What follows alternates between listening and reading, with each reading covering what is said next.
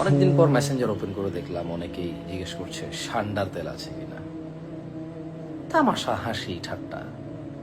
অথচ বেকারত্ব, দরিদ্রতা, অসুস্থতা, বালা মুসিবত, অতিরিক্ত খরা অথবা অতিরিক্ত বৃষ্টি, মানুষের অভাব, অনটন, অসুস্থতা, মানসিক যন্ত্রণা, চারিদিকে আমরা নিমজ্জিত, জর্জরিত। কোরআনে আল্লাহ বলছে ফাকুল তুস্তাগফিরু রাব্বাকুম ইন্নাহু কানা গাফফারা, তোমরা আল্লাহর কাছে ক্ষমা চাও, আল্লাহ তোমাদেরকে ক্ষমা করবে, তিনি ক্ষমাশীল। ক্ষমা চাইলে কি হবে? ইউরসিলিস সামাআ আলাইকুম মিদরারা, তিনি আকাশ থেকে বাড়ি বর্ষণ করবে। ওয়ায়ুমদিদকুম বিআমওয়াল ওয়া বানিন ওয়া ইয়াজআল লাকুম জান্নাতিন ওয়া ইয়াজআল লাকুম আনহারা।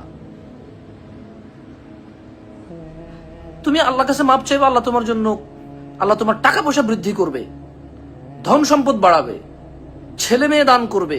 যারা এই ধন সম্পদ ভোগ করবে আর আনন্দ করবে, তোমার চক্ষু শীতল হবে যা দেখে। আর তুমি মৃত্যুবরণ করলে আল্লাহ তোমার জন্য জান্নাত তৈরি করবে, যে জান্নাতের নিচে নহর বইবে। আর তোমরা আছো ট্রেন্ডের পিছনে পড়ে, হাসি তামাশা ছাড়া কিচ্ছু নাই। হাজার হাজার লক্ষ লক্ষ ছেলে পেলে ফেসবুকে বসে বসে শুধু তামাশা।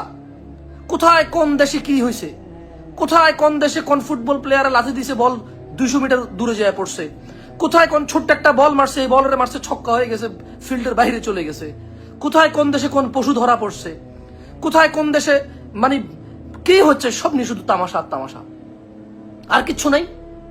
এভাবে রিজিক পাবা, এভাবে সুস্থ হবা, এভাবে উন্নত হবা, এভাবে নেক্সট স্ত্রী, চরিত্রবান স্ত্রী সন্তান পাবা, এভাবে বাবা মায়ের খেদমত করবা, যে মা 10 মাস 10 দিন গর্ভে নিছে অথবা কম বেশি, যেই বাবা নিজে না খেয়ে না পরে কষ্ট করে মানুষের লজ্জা লাঞ্ছনার ভিতরে থেকে তোমাকে মানুষ করেছে, পড়াশোনা করার চেষ্টা করেছে, তোমার মুখে ভাত তুলে দেওয়ার চেষ্টা করছে, ওই বাপের ঋণ এভাবে শোধ করবা বসে বসে, ফেসবুকে বসে বসে ট্রেন্ডের পিছনে, ইউটিউবে বসে বসে ট্রেন্ডের পিছনে, ইনস্টাগ্রামে বসে বসে ট্রেন্ডের পিছনে, দুনিয়ার কোন মহিলা কিভাবে নাচে, ওই কোন কোন কোন নারী কি 2-3টা মহিলা মিলা বলছে কি নারী সংস্কার, ওখানে ইসলামের বিরুদ্ধে যত কথা বলছে, এখন পুরো বাংলাদেশ এটার পিছনে পড়ে আছে। কেন?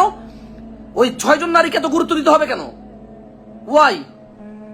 এখন তো কোনো জালেম সরকার নাই, এখন তো কোনো ভিন্ন দেশি লোকে বাংলাদেশের সরকার চালাচ্ছে না, তাহলে এত সময় দিতে হবে কেন ওদের? ওয়াই? 5-6 জন মহিলা কি বলছে, আমরা পুরো বাংলাদেশ মিলে কথা বলে এটা সমাধান হবে না কেন? তাহলে কি আমাদের কথার কোনো দাম নাই?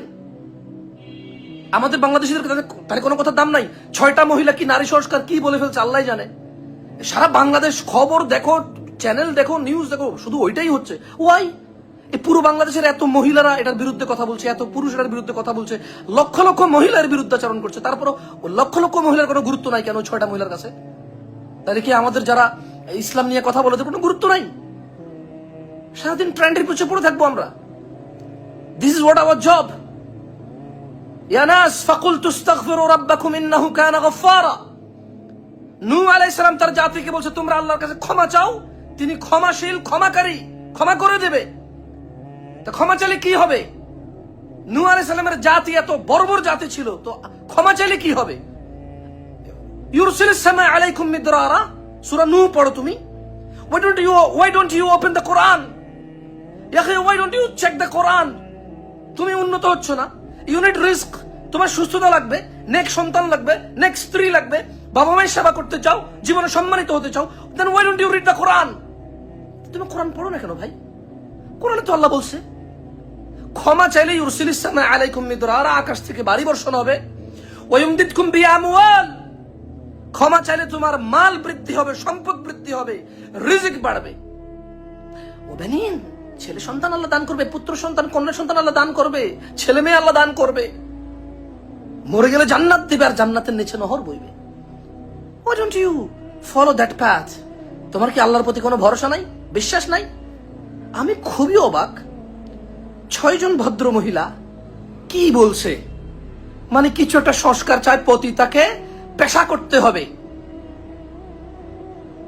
মহিলাদেরকে পৃথিবীতে এর চেয়ে কোনো নিম্ন কাজ আছে? কেউ এটাকে সম্মানজনক ভাবে দেখে? ইভেন ইউরোপ আমেরিকা এটাকে সম্মান ভাবে দেখে? দেখে না। ছেলে ছেলে বিয়ে করে, মেয়ে মেয়ে বিয়ে করে, তাদেরকে স্বাধীনতা, রাইটের নামে, স্বাধীনতার নামে এগুলা অশ্লীলতাকে তারা অ্যালাউ করেছে। তারা জানে they can't control them because they don't have divine, তাদের কোনো ওহী নাই, তারা ওহী নাই কোরআন থেকে। আলহামদুলিল্লাহ উই হ্যাভ নসিহা, আমাদের উপদেশ আছে কোরআন থেকে, আমাদের আল্লাহ আছে, আমাদের রাসূল আছে, আলহামদুলিল্লাহ। We have ulamas, we have good people. They know they can't control them. তারা জানে ছেলে ছেলে বিয়ে করবে, মেয়ে মেয়ে বিয়ে করবে, পতিতালয়কে প্রফেশনালিজমে নিয়ে যাবে, পেশা হিসেবে নিয়ে যাবে, বিকজ তারা জানে তাদের কাছে কোনো কন্ট্রোল করার ক্ষমতা নাই, এদেরকে বুঝ দেওয়ার ক্ষমতা নাই, ফিরে নিয়ে আসার ক্ষমতা নাই, because they don't believe in anything. তারা কোনো কিছুর উপরে বিশ্বাস করে না। তোমরা আছো মানে কোথায় কার গাড়ি কিনছে, কোথায় কোন মহিলা নাচছে, কোথায় কোন মহিলা ক্রিকেট খেলছে, তার কোন, তুমি বসে বসে ওখানে কমেন্ট করো কেন? হ্যাঁ, ঘটনা কি তোমার প্রবলেম কোথায়? হ্যাঁ, আমাকে তোমরা মেসেজ দাও যে কোন হিন্দু ছেলে মেয়েকে প্রেমের ফাঁদিয়ে ফালিয়ে মানে মেয়ের চরিত্র নষ্ট করছে। হিন্দু ছেলে, যে মেয়ে হিন্দুর সাথে প্রেম করে, খ্রিস্টান বিধর্মীর সাথে প্রেম করে, তুমি তাকে বলছো যে ওই বিধর্মীর দোষ বেশি এখানে দিচ্ছ তুমি? হ্যাঁ, তাহলে কি মেয়েটা মুসলমানের সাথে প্রেম করে জেনা করলে হালাল হয়ে যেত? আমি বলছি না যে মানে ভালো করতেছে। দেখো, তোমরা আমাকে শুধু শুধু ভুল বুঝিও না ভাই। আমাকে তোমরা বারবার বলো কেন কিছু বলো না ভাই। আমি বললেই তো একটা ভেজাল লেগে যায় ভাই। আমি কথা বলি, আমার কথার উদ্দেশ্য ব্যাখ্যা করে শত শত মানুষ। আমি নামাজ পড়তে কথা বললে এটা জিহাদের বিরুদ্ধে চলে যায়। সো আমাকে তোমরা বারবার ফোর্স করো না তো কথা বলতে। আমাকে তোমরা মেসেজ করো বলতে যে এটা কিছু বলেন, কি বলবো আমি ওই যে হিন্দুর সাথে প্রেম করে হিন্দু দোষ দেবো? তাহলে কি মুসলমানের সাথে প্রেম করা যায়? হারাম তো হারামি। আর যে মেয়ে জানার ভয় করে না, যে মেয়ে বিবাহের আগে সতীত্ব নষ্টের ভয় করে না, তার হিন্দু কি মুসলমান কি? হারাম তো হারামি। হ্যাঁ, এটা তোমাদের বিকৃত মস্তিষ্ক যে তোমরা মনে করো সারা জীবন জানা ব্যভিচার করে বিয়ে করে ফেললে আগে সব কাজ হালাল হয়ে যাবে। তোমাদের প্রবলেম।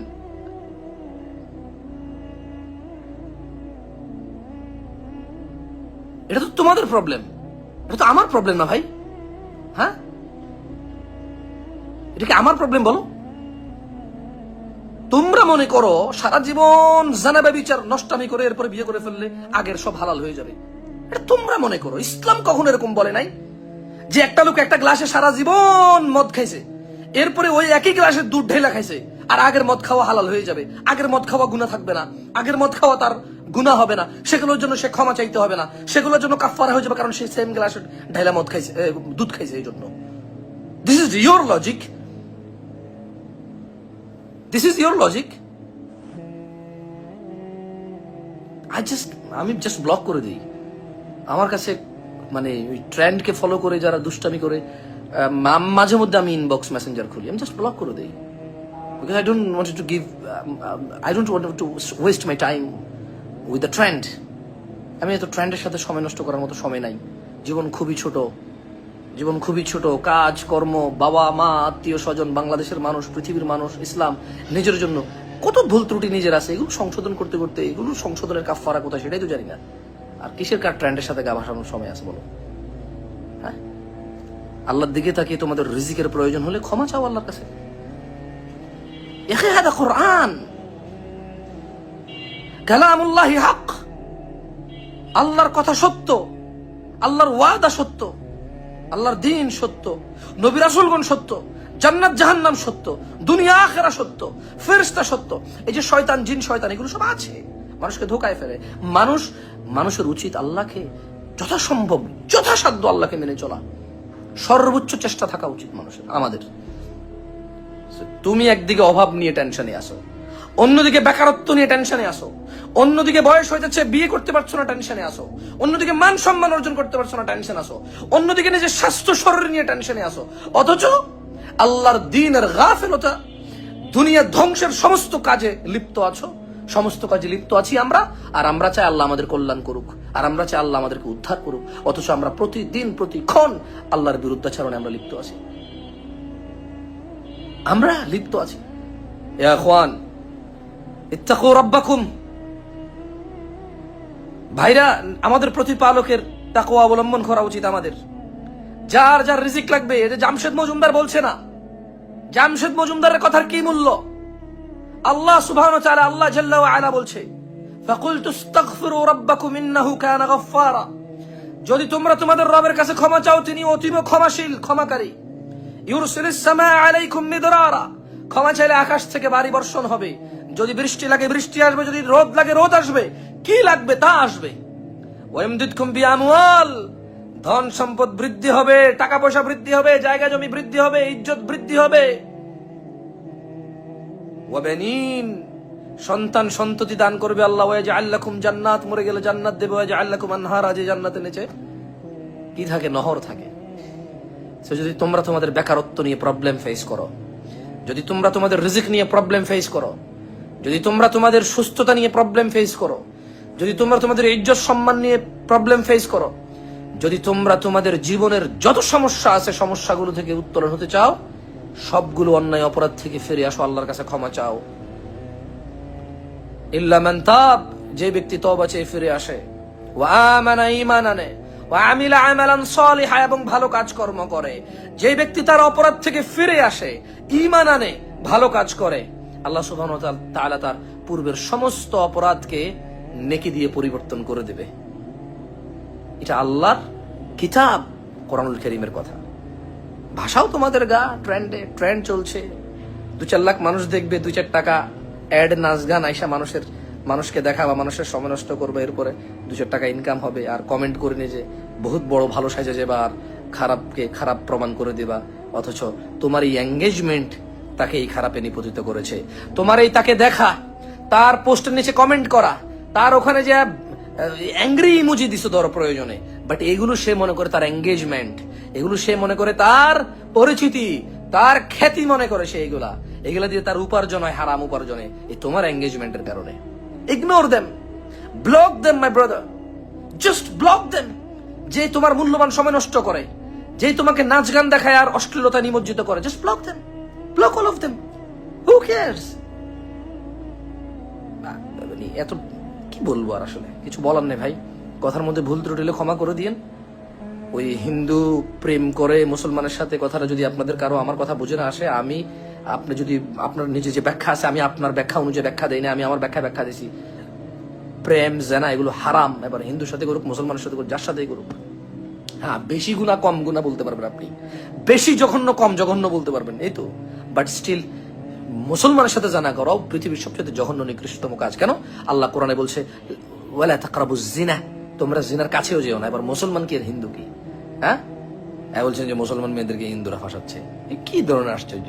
ও যদি মুসলমানই হয় তা ও জানাবে বিচারে যাবে কেন? আচ্ছা গেল, জানাবে বিচারে গেলে কি আর বুঝছি গুনাহের কাজ? হ্যাঁ, তাই তাহলে ও মানে অমুসলিমের সাথে যার প্রেম করার মানে কি বলে এটাকে, প্রেম অমুসলিমের সাথে যার সম্পর্ক করার জন্য অসুবিধা নাই, তারা জানা করলে কি অসুবিধা তার?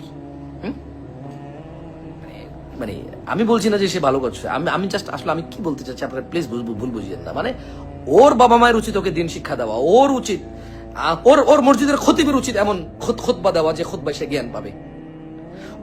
ওর এলাকার যে ওয়াজ মাহফিলে ওয়াজিনরা যায়, সেই ওয়াজিনরা এমন ওয়াজ করা উচিত যেখানে এই মেয়ে জ্ঞান পাবে, আল্লাহ সম্পর্কে জ্ঞান পাবে, দিন সম্পর্কে জ্ঞান পাবে। ও যে স্কুলে পড়ে, সেই স্কুলে তার দিন শেখানোর ব্যবস্থা থাকা উচিত। ও যে আত্মীয় স্বজনের বাড়িতে যায়, ওর বাবা মা, ওর পরিবারের অবস্থা এরকম রাখা উচিত যেখানে তার জ্ঞান থাকবে। আমি বলছি না যে জ্ঞান থাকলে মানুষ ভুল করবে না, বাট মানুষ ফিরে আসতে পারবে তো। মানুষ জ্ঞান না থাকলে ধোকা খেয়েও তো ফিরে আসতে পারে না।